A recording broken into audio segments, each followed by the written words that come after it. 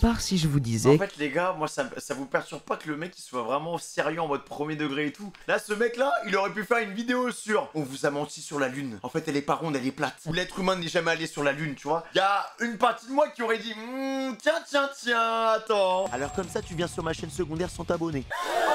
Non mais attends, je viens de voir que t'as même pas liké la vidéo. Ça c'est vraiment méchant. Mais t'as de la chance, pour cette fois-ci je te laisse passer. Mais c'est la dernière fois hein. Allez, bonne vidéo. Brook le traître parmi les Mugiwara. One Piece Theory. Quoi? En quoi Brook sera un traître les gars? Le mec il a été littéralement libéré par Luffy. Le mec c'est peut-être l'un des gars qui avait l'une des pires dramaturgies dans l'équipage. Si Luffy était pas venu, il aurait erré sans fin sur les mers les refs. Brook est le vrai traître de One Piece et qu'il se trouve parmi les Mugiwara. D'abord qu'il a fait partie du CP9 et enfin sa relation secrète avec la famille Vinsmoke, la famille de Sanji. Après j'avoue que on connaît pas sa vie en fait. En vrai on a vu les flashbacks avec la Boone et tout et son équipage et tout. Par contre chat, moi ce que je pensais à un moment, c'était le père de Aokiji les gars. Parce que je trouve qu'en vrai entre les deux, il y a une putain de ressemblance les gars, vraiment. La glace aussi oui c'est vrai. 100% faite maison et ne vous inquiétez pas, mes propos sont basés sur de vraies preuves et des images directement tirées du manga. N'oubliez pas de vous abonner, de liker et de commenter si vous avez apprécié cette vidéo. Venez rejoindre mes rangs, on est encore très peu donc n'hésitez pas. Ça compte beaucoup pour moi. Alors je vous laisse vous poser. Donc ça peut être son grand-père en vrai. Parce que Aokiji il doit avoir quoi, 30-40 ans non? Si Brook il a 90, que Aokiji il a à peu près 50,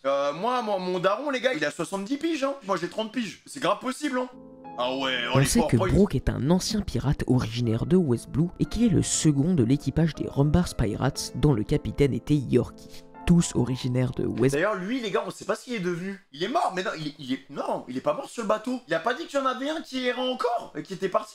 Ah de maladie. Ils se lancèrent sur les mers il y a plus de 52 ans au moment où Goldie Roger était encore un rookie. Après avoir franchi le cap des jumeaux depuis la partie West Blue, ils y déposèrent la Boone, une baleine dont ils s'étaient épris d'amitié sur leur mère, dans le but de revenir la chercher une fois le tour du monde terminé. Malheureusement, tout ne s'est pas passé comme prévu. Et après... Je pense sincèrement que la Boone, on la reverra jamais. Et si on la revoit, c'est après qu'ils aient terminé le voyage, qu'ils aient réussi à choper le One Piece. Et encore, en vrai de vrai, là où on en est, on apprend qu'au final, le One Piece, c'est même pas la finalité de One Piece, les gars. Parce que quand tu vois par rapport au vrai rêve de Luffy et tout, en fait, le One Piece, c'est juste un objectif en soi, mais ce sera pas la fin de One Piece. Je pense qu'après, il y aura toujours des trucs et tout, nanana. Si on revoit la Boone, c'est en mode, ok, les dragons célestes ont été radiés de la carte, la paix est revenue sur les terres, tous les peuples ont été libérés, et en fait, tu vois les POV des différents Mugi qui sont en train de se faire, qui sont en train de reprendre entre guillemets leur vie, mais séparés. Et tu vois, vas-y, un petit caméo avec Brook qui se tape des barres avec la Boone, mais sinon.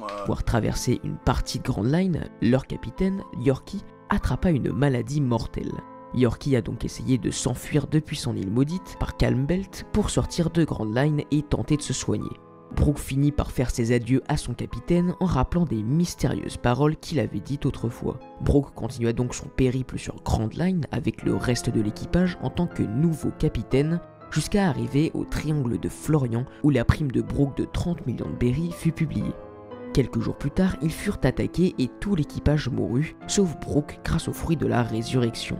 En vrai, tu te mets à sa place, son fruit, c'était même pas une résurrection, c'était une malédiction, les gars, carrément. Le gars, il a erré seul pendant je sais pas combien de temps. Moi, ça me choque encore à l'heure actuelle que Brook, il soit aussi stable psychologiquement. Bon, à part les moments où il veut aller choper de la culotte et lever les jupons des filles. Mais sinon, en vrai de vrai, les mecs, quand il rejoint les Mugi, moi, je trouve que le mec, il était trop stable. Il aurait dû avoir des pensées lugubres, hein. Sur ce navire abandonné dans le brouillard du triangle de Florian pendant plus de 50 ans, jusqu'à ce que Luffy le sauve et l'accepte dans son équipage. Mais ça, c'est le passé que Brook a choisi de nous raconter. En effet, Brook nous cache quelque chose, un secret à la limite de la trahison. Tout d'abord, il nous cache ses origines. Comme on peut le voir dans une case du chapitre 830, Brook fait une remarque surprenante. « Tu es né sous une trône d'étoiles, Luffy. Cela dit, moi aussi. » Même Luffy appuie sur le mystère en se posant des questions et ne semble pas comprendre de quoi parle Brook. De quelle étoile parle-t-il? Quelle est son origine si spéciale? Enfin, Brook nous cache quelque chose sur son passé qu'il n'a pas entièrement révélé, car comme je vais l'expliquer, nous avons eu des indices de ce que Brook faisait avant d'être pirate. Celui-ci semble si bien être accroché au Mugiwara que le fait qu'il soit en réalité un traître changerait toute la donne. Et Oda a voulu nous le faire comprendre à plusieurs reprises dans ses couvertures de chapitres, comme il l'a déjà fait avec le chapitre 520 pour... Attends, y'a quoi là dans la couverture? Ah, genre avec la carte? la mort de vous savez qui. Ah oui, hein. Dans le chapitre 593 nommé Serment, on peut voir que tous les Mugiwara ont prêté une sorte de serment d'allégeance à leur capitaine en dessinant son Jolly Roger sur le corps comme un serment de vérité. Et ce qu'on remarque, c'est que seul Brook ne possède pas cette marque. Pourquoi? Ça ne peut Ouais bah en vrai, il peut pas la mettre. Le mec est déjà mort, enfin voilà, genre c'est lui littéralement la marque en fait. pas être un oubli de la part d'Oda. À travers ce chapitre, il a voulu nous mettre en évidence Il va quelque pas chose, faire un tatouage sur que un os. Brook a déjà prêté son serment à quelqu'un d'autre. Sinon, comment peut-on interpréter ce détail laissé par l'auteur? Mais alors, qu'est-ce que Brook cache? À qui a-t-il prêté ce serment? Comment a-t-il obtenu son fruit du démon? Comment a-t-il gagné ses compétences d'épistes hors pair? Ou encore, que faisait-il avant d'être pirate? Une partie de son passé n'a pas été révélée. Et c'est justement là que se trouve la réponse. Ah ouais, non, vraiment, le mec, il a... Moi, franchement, chat, je veux pas forcément trouver la vérité dans les théories, mais je trouve ça intéressant quand même de prendre un axe et d'aller au bout de son argumentation, en fait, tu vois. Dans 3 pas, tu meurs. Song slash. Nous savons que Brook exerçait un métier différent de celui de pirate il y a plus de 52 ans avant d'entrer dans l'équipage des Rumbars, car Brook a actuellement 90 ans et était pirate chez les Rumbars à 38 ans.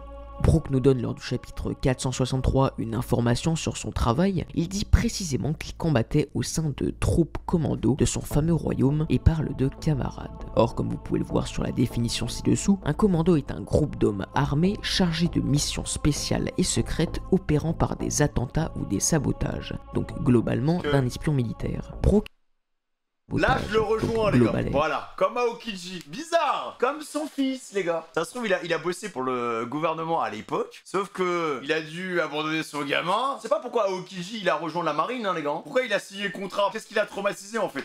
Brook était donc le chef d'une troupe d'espions militaires. Par rapport à l'âge de Brook, le nombre d'organisations sur lesquelles nous pouvons théoriser est restreint. Néanmoins, une possibilité s'offre à nous, nous montrant un parcours pas commun pour un pirate.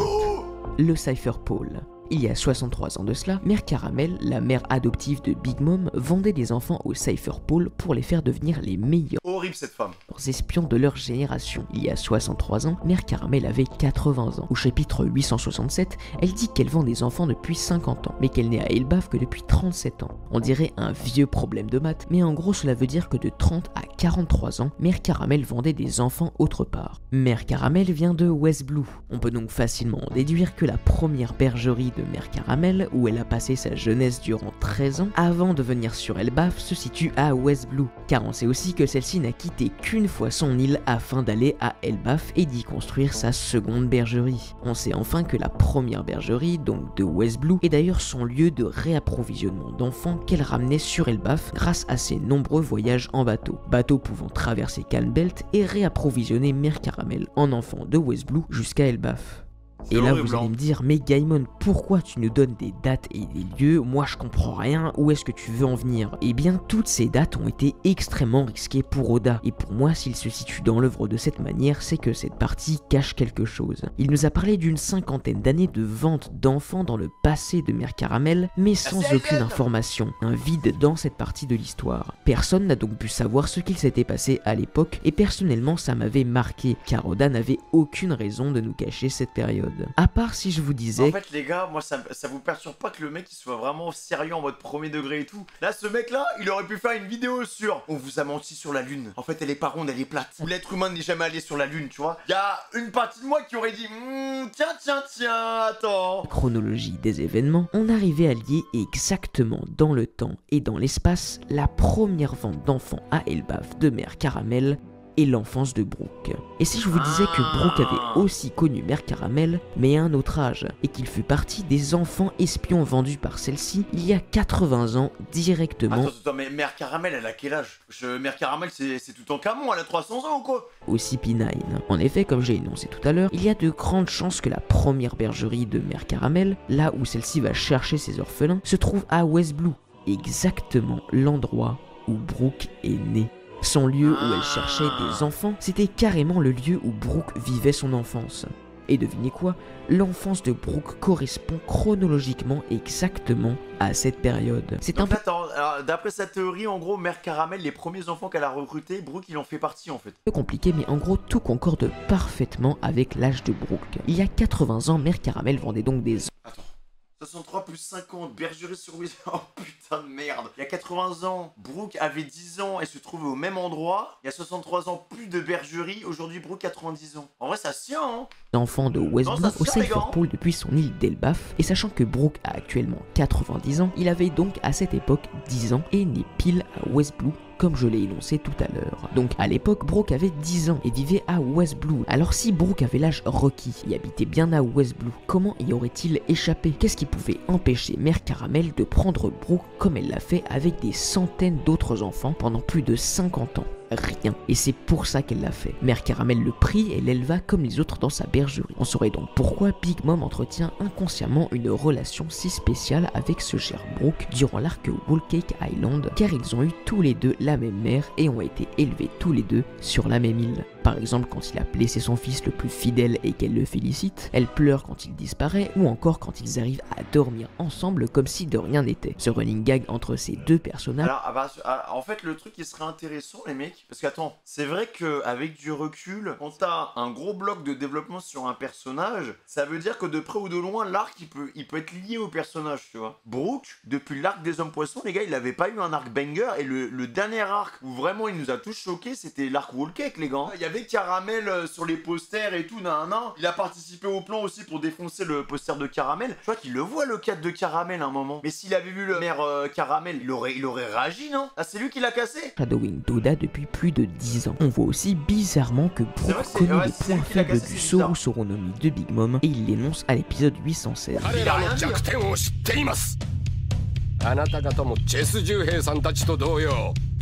Big Mom の能力で人の魂を入れられているに違いないんだぜ。 Un fruit du démon que Mère Caramel possédait à l'époque où Brooke était enfant, cela explique donc pourquoi il connaît si bien ce fruit. Sinon, comment aurait-il pu le connaître à l'avance et surtout connaître ses points faibles? De plus, les deux personnages ont également des rapports entre eux que personne n'a notifiés. On peut notamment relever la réaction extrêmement étrange de Brooke lors de la révélation et la première évocation du nom de Mère Caramel. Il s'agit du portrait de Mère Carmel et d'après mes renseignements, c'est son seul et unique point faible. Attends, il a dit quoi? On n'en sait pas plus, c'est un mystère. Est-ce qu'elle est toujours en vie? Mais non, mais en vrai, les gars, en vrai de vrai, s'il avait vraiment été choqué par Mère Carmel, il aurait parlé avec les Moogies. Là, on parle de vie ou de mort, on parle d'un plan qui est bien ficelé. S'il avait des informations à donner sur Mère Carmel, il l'aurait fait, genre. Je sais juste qu'elle a disparu. Ce qui veut dire qu'on ne sait pas où on peut la trouver. Réaction. Ah, sauf si... Ah, putain, mais c'est bon, je viens de comprendre le game des théories, les gars, je suis trop bête. Sauf si on part dans l'optique que c'est un traître. Mais par contre, c'est possible qu'il ait vraiment connu Mère Carmel. Mais c'est un mystère. En soi, imaginons que ça soit pas un traître, qu'il aurait connu Mère Carmel, il aurait quand même parlé d'elle, genre. Père. Est-ce qu'elle est toujours en vie? Je sais juste Est-ce qu'elle qu'il y a a la galette? disparu. Ce qui veut dire qu'on ne sait pas où on peut la trouver. Réaction unique par rapport aux autres, comme s'il connaissait déjà ce nom et qu'un souvenir du passé venait de ressurgir. Sans compter son envie soudaine de vouloir retrouver Mère Caramel, alors que ça n'a aucun rapport avec la situation. Pourquoi Mère Caramel l'intéresse-t-il tellement? Mais ce n'est pas tout, car devinez quoi? Si vous vous souvenez bien, c'est même lui qui s'est porté volontaire pour briser le portrait de Mère Caramel. Et comme si ça ne suffisait pas, c'est aussi lui qui a souhaité s'occuper du vol de ce même portrait auprès d'Oven après un one-shot bien mérité. Encore un rapport direct entre ces deux personnages de l'œuvre que personne n'a notifié. Cela expliquerait beaucoup de choses. Bref, Mère Caramel vendit ensuite Brooke comme tous les autres au Cypher Pool, le jugeant assez habile au sabre. Chat. Là, c'est la première fois qu'on se pose sur une vidéo et qu'on regarde un book qui prend un axe et qui raconte tout et n'importe quoi. Je me dis, là, les mecs qui sont à jour dans les scans, là. Parce que là, déjà, la théorie, elle me fait peur, là. Mais le game de la théorie One Piece, ça doit aller loin, hein. Ça doit faire des schémas, ça doit prendre des rapporteurs, des compas, des équerres. Ouais, mais en fait, regarde, dans telle planche, lui, il est axé dans tel degré. En fait, si tu fais la comparaison par rapport à la planche du chapitre 10, en fait, et tu juste apposes les deux, bah ça veut dire que là encore ça va. Le gouvernement mondial l'a donc formé pour qu'il devienne un assassin et un esprit hors pair, d'où sa qualité de sabreur actuelle et les surnoms de technique d'assassin que lui ont donné sa brigade. Après une longue formation, ils le nommèrent chef de sa brigade, comme il le dit lui-même, et ils lui donnèrent le chapeau du chef de brigade, comme à Rob Lucci, un chapeau qu'il gardera tout le reste de l'aventure. Ouais.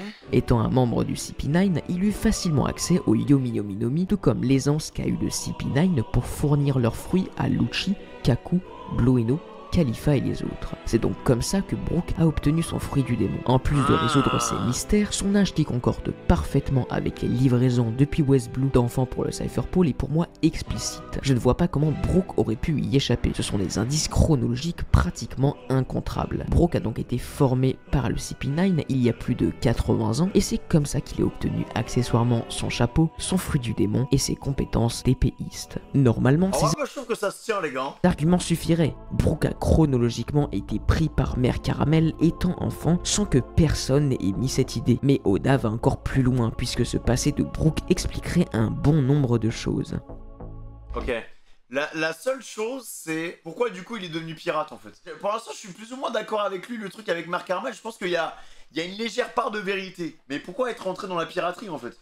Brooke ayant été formé en tant qu'assassin, il a beau avoir abandonné ce visage horriblement flippant, il garde d'anciennes habitudes qui ne font qu'aller dans notre sens pour cette théorie. On apprend donc également d'où viennent les talents de sabreur de Brooke et ses techniques discrètes d'assassin, car en effet, toutes ses compétences sont exclusivement des compétences d'espion. Il est un expert du camouflage, son épée est dissimulée et cachée dans une canne. Dans l'épisode 462, Brooke se définit comme un épéiste de type vitesse, il priorise les combats rapides et comme on peut le voir au chapitre 493, Brooke peut endormir ses cibles. Il attaque ses ennemis par surprise, en toute discrétion, en utilisant des techniques à retardement. Il va falloir que je vous dise toute la vérité sur cette île. Et toi là-bas le squelette, qui es-tu, hein? Un zombie, un pirate? Tu fais partie de leur petite clique? Eh oh, le sac d'os!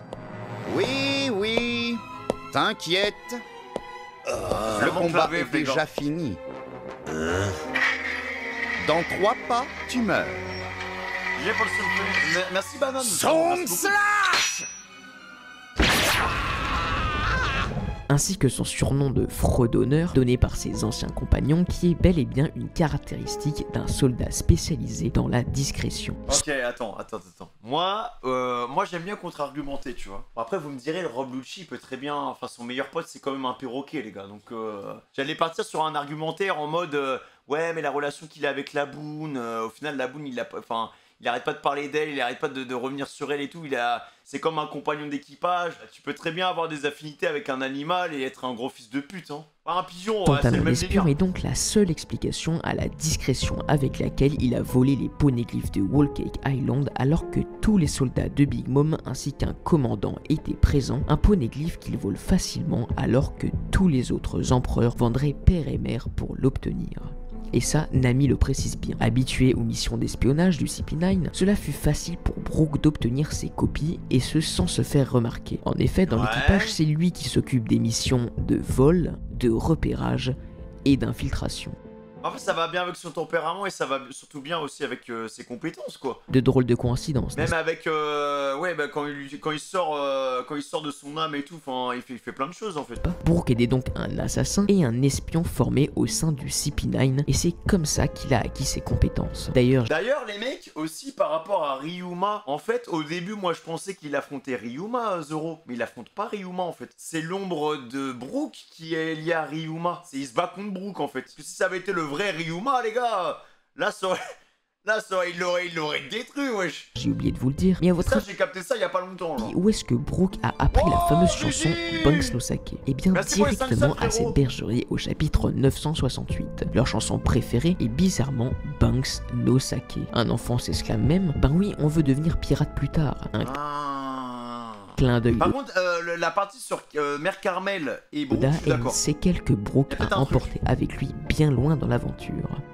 Maintenant que cette évidence du passé de Brooke espion et assassin formé par le CP9 est acquise, on peut passer à la deuxième partie de la théorie, ce qui a fait partir Brooke du CP9 pour rejoindre la piraterie, sa relation avec les Vinsmoke. Mais pourquoi du coup il a pas les 6 pouvoirs? Peut-être que le CP, en termes d'entraînement physique et tout, le CP de il y a 90 piges, peut-être que c'était pas le CP de maintenant, tu vois. Ou sinon, il choisit de le cacher. En effet, Brooke pourrait carrément avoir un lien avec le royaume des Vinsmoke, le fameux royaume dont il parlait à Thriller Bark, qui sont intensément liés à la pègre où le Cypher Pole était affilié. Par ailleurs, au chapitre 813, lors de la révélation du nom des Vinsmoke par Capone Beige, Brooke se crispe automatiquement. Voilà un nom qui fait froid dans le dos. Se pourrait-il que quoi? Dans l'animé, la phrase est traduite d'une autre manière. manière.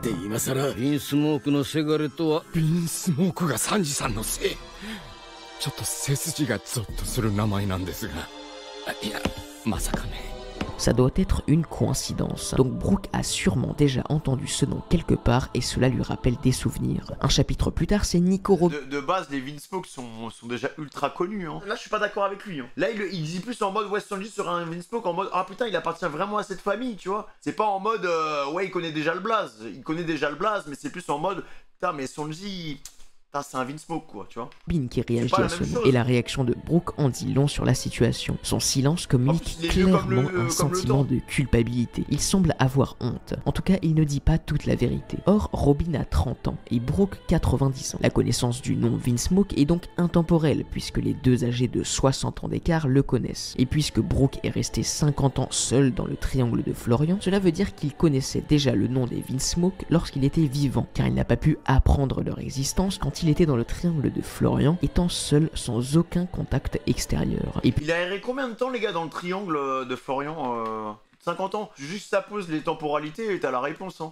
Et puisque Brooke est resté 50 ans seul dans le triangle de Florian, cela veut dire qu'il connaissait déjà le nom des Vinsmoke lorsqu'il était vivant, car il n'a pas pu apprendre leur existence quand il était dans le triangle de Florian, étant seul sans aucun contact extérieur. Et puisque Judge a 56 ans actuellement et que c'est lui qui a créé le Germa, il y a 52 ans, vu qu'il n'a pas pu créer le Germa à 4 ans, le Germa n'existait pas à l'époque de Brooke. Seul le royaume des Vinsmoke, sans technologie apparente, existait. C'est pour ça que Robin réagit au nom Vinsmoke et pas au nom Germa comme ils sont appelés aujourd'hui, prouvant qu'elle l'a. Après les chiffres ne montent pas hein, les gars. Donc sûrement lu dans un livre d'histoire. Au chapitre 828, on sait également que Brooke pensait que la famille royale des Vinsmoke était finie, n'existait plus. Et personne ne sait pourquoi Brooke précise que la famille Vinsmoke était puissante autrefois. Reiju, qui le corrige derrière en disant que la famille a toujours été puissante, a d'ailleurs tort, car on apprend à l'épisode 793 que la famille Vinsmoke a en effet été déchue à un moment lorsqu'ils ont perdu leur territoire à cause d'un mystérieux incident. Le fait que... Alors peut-être qu'il a pas connu l'ère de domination des Vinsmoke, mais peut-être qu'il a connu justement la débâcle des Vinsmoke. En tout cas, une chose est sûre, c'est qu'il savait ce que représentaient les Vinsmoke avant d'être enfermé dans le triangle de Florian, ça c'est sûr. Hein. Que Brooke connaisse cette partie de l'histoire et le rappelle, alors que même Reiju ne semble pas être au courant, nous confirme à 100% qu'il a un vrai rapport avec cette famille et avec sa chute, puisqu'il connaît ce sujet particulièrement mieux que la princesse de ce royaume. Il a l'air de savoir tellement de choses sur le passé de cette famille et sa chute que ça en devient troublant.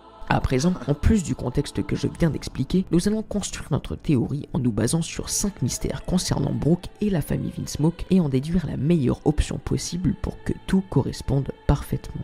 On sait que la famille Vinsmoke contrôlait tout North Blue, mais qu'ils ont perdu ces territoires on ne sait comment quand Judge Vinsmoke, l'héritier des Vinsmoke, était jeune. Celui-ci l'est repris plusieurs dizaines d'années plus tard en abattant de force les 4 nouveaux rois de North Blue qui s'étaient partagé les terres. On sait aussi que Brooke est au courant de cette chute alors que personne ne semble être au courant, même la fille de Judge qui est censée tout connaître de sa famille. Sur la chute de leur royaume, Brooke est donc comme l'un des seuls au courant, plus au courant que la famille Vinsmoke et autant au courant que le gouvernement mondial et Judge comme s'il avait été impliqué. On sait également que Brooke a honte. Mais il va, les gars, Brooke, franchement, c'est tellement pas un traître. Et si Scan 2774, il arrive et il backstab, tu sais, Zoro, ce serait une putain de masterclass. Et on voit son vrai visage. Et en fait, il nous raconte la vraie vérité par rapport à son équipage. En fait, c'est lui qui a fumé tout son équipage, les gars. Parce qu'il savait qu'en fait, un jour, il allait avoir Joy Boy qui allait passer par là. D'une action qui s'est... Et là, bam, il s'agrippe à Joy Boy. Déroulé avec les Vinsmoke il y a plus de 52 ans, donc quand Judge, l'héritier des Vinsmoke, avait 4 ans et qu'il était jeune. Brooke, qui était un membre du CP9, spécialisé en espionnage, en assassinat et en infiltration. Au chapitre 813, Brooke essaye d'apprendre à Luffy comment gérer un héritier, comme s'il en avait l'expérience. Brooke a donc l'expérience d'un servant d'héritier et paraît vraiment sincère quant à l'importance de bien s'occuper de l'héritier d'un royaume. Après, je suis d'accord, en fait, on n'a pas son flashback, hein. Enfin, on a que son trauma, mais on n'a pas son histoire. On sait que Judge déteste deux choses. Lui, hein. D'abord les servants, une discipline qu'il a transmise à ses enfants, et ensuite la trahison, comme celle de Big Mom au chapitre 864 qui l'a énormément touché. Pour moi, tous ces mystères sont liés. Faut que t'arrêtes avec les plans comme ça en mode c'est Horizon Prime, frère. Et ce qu'il s'est passé est bien simple. Sous l'ordre du gouvernement mondial, Brooke, espion du CP9, s'est infiltré dans le personnel de la famille Vinsmoke à la manière de Lucci à Water 7.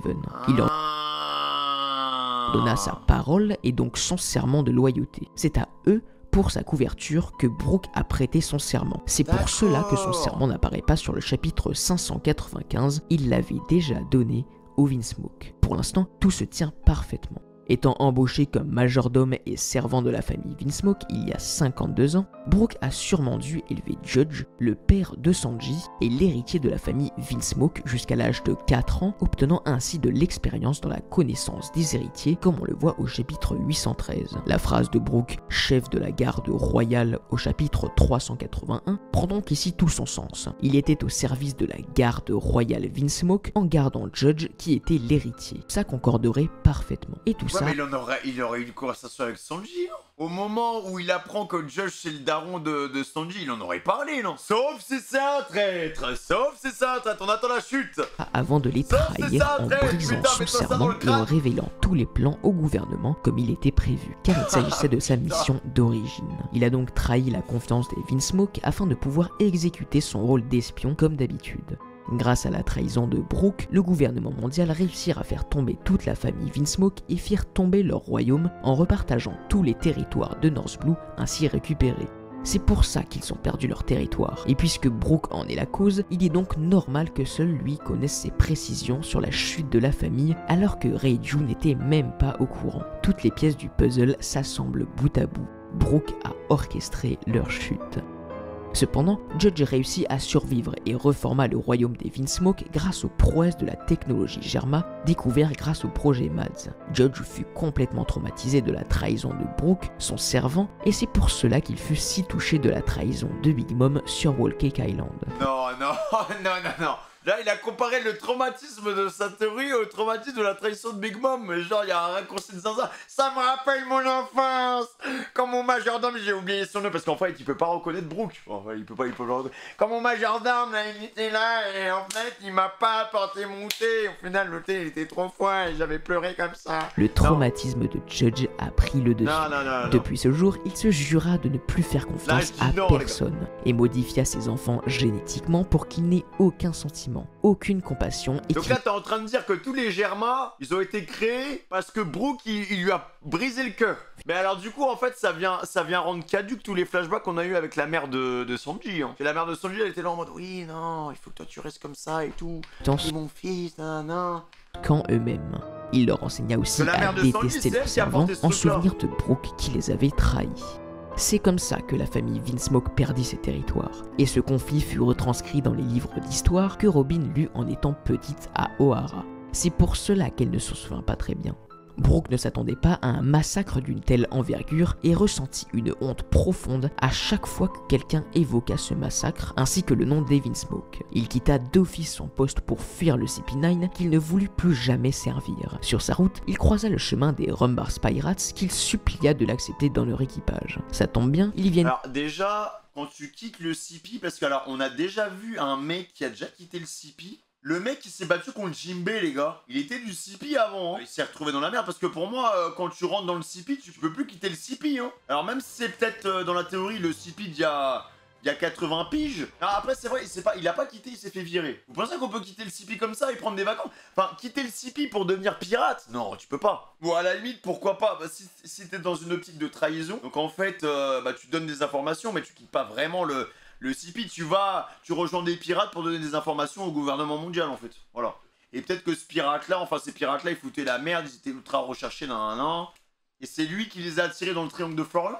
Je sais pas. Tous de West Blue, ils acceptèrent afin de lui donner une seconde chance et partirent aussitôt sur Grand Line pour fuir à toute vitesse le gouvernement mondial. Quelques mois plus tard, Yorkie tomba malade, et avant qu'il meure, Brooke s'exprima et dit « Je n'oublierai jamais ces paroles que vous m'avez un jour confiées », parlant de la seconde chance sur la vie que Yorkie lui avait offerte, et l'importance de la liberté dans le monde de One Piece, ne jamais se faire contrôler par qui que ce soit, comme Brooke l'avait été pour le CP9.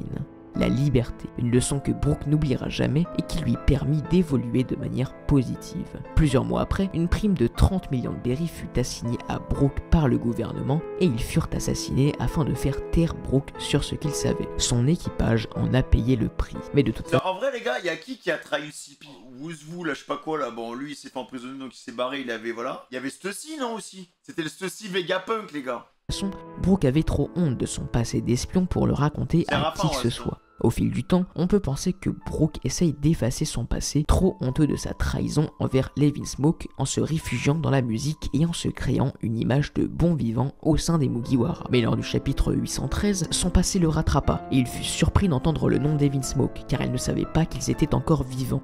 La phrase complète est donc la suivante. Cela veut donc dire qu'ils sont encore vivants. What? Ce raisonnement peut paraître plutôt inédit, mais il serait vraiment ouf, et personnellement je ne vois pas ce que ça pourrait être d'autre. Cette histoire arrive à résoudre tous les mystères énoncés auparavant, et sa révélation aura un impact crucial sur le reste de l'aventure durant l'arc Elbaf, ou l'arc final, où Brook pourra permettre 3 choses. D'abord, on sait qu'Oda adore développer son manga avec de thématiques réelles. Le mec est fou les gars.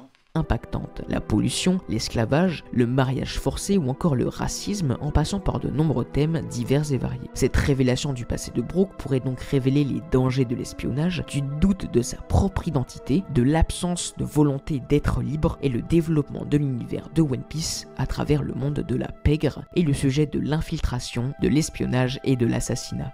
Ensuite, obtenir une réelle explication de l'histoire avec Levin Smoke et du passé de Judge à Sanji pour que celui-ci puisse enfin pardonner. Pour moi, il n'y a pas tout acheté, genre vraiment, la partie avec Mère Carmel, c'est un banger. Genre j'étais en mode oh!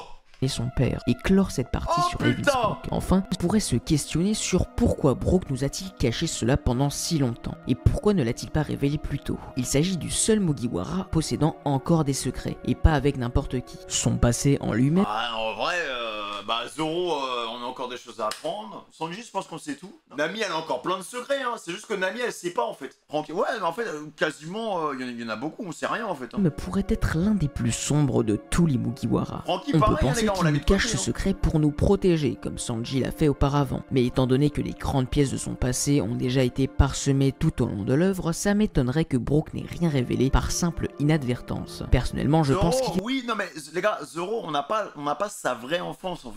On le voit pas parler avec les darons, bah même si, bon, le daron, on sait très bien qui c'est. Le daron, c'est le mec avec les cheveux bleus, là, qu'on a vu à Wano, là. Mais on n'a pas, tu sais, ce contact. Est parfaitement conscient de ce qu'il fait et qu'il a un plan bien détaillé en tête, car sinon il n'aurait pas gardé de telles informations juste pour lui. Brook attend le moment opportun pour dévoiler le secret de ses énigmes. Peut-être même qu'il en sait plus que prévu sur le monde de One Piece. Comment vous savez que c'est son oncle? Un SBS? Mais vous cassez les couilles les gars. Mais moi j'ai lu le SBS 34 sur Zoro. Du coup dans le SBS c'est dit en fait.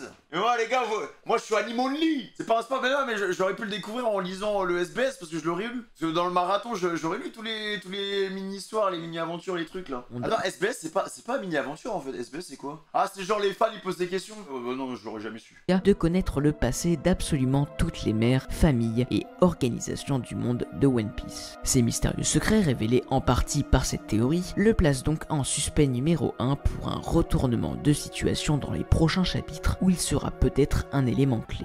Pourquoi donner des infos aussi importantes dans des SBS, frère? Genre, à tout moment, il va dire oui, mais en fait, les origines de Nami, bon, bah, j'ai pas eu le temps de développer, donc je vais vous... Vu que tu me poses la question, je vais mettre ça dans une petite page. Des informations qui, pour moi, sont hyper importantes parce que ouais, c'est des persos les plus importants de One Piece, tu vois. Pas le temps de les développer, frérot. À chaque fois, il rajoute. J'ai vu, normalement, je crois One Piece aurait dû déjà être terminé depuis longtemps. Mais il rajoute. Donc en vrai, au point où on en est, autant rajouter encore plus, les gars, hein, franchement. Hein.